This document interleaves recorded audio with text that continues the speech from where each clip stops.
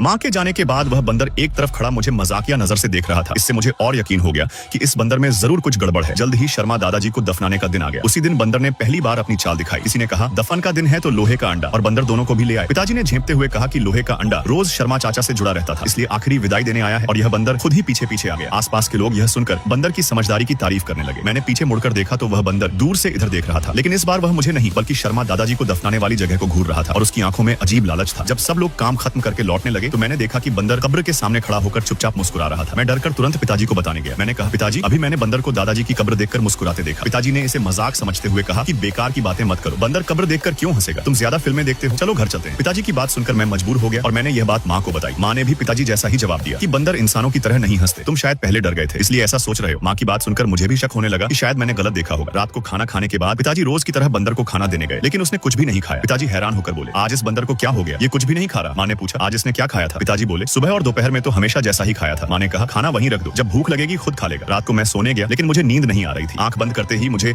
उस बंदर के नुकीले दांत दिखाई दे रहे थे। बहुत देर बाद मुझे नींद आई। सुबह पड़ोसी हमारे घर घबराए हुए आए और बोले, रमेश भैया, बड़ी मुसीबत हो गई, शर्मा जी की कब्र किसी ने खोद दी और अंदर की देह को किसी चीज ने बुरी तरह खराब कर दिया, जल्दी चलकर देखो। पिताजी यह सुनकर चौंक गए और बोले, ऐसा कैसे हो सकता है, कौन कब्र खोद सकता है? पड़ोसी बोले, मुझे नहीं पता, जल्दी चलो। मैं भी उनके साथ जाने लगा, लेकिन माँ ने मुझे रोक दिया और कहा, इसमें देखने जैसा कुछ नहीं, ये अशुभ होता है, तुम घर पर ही रहो। मैं नाश्ता कर रहा था।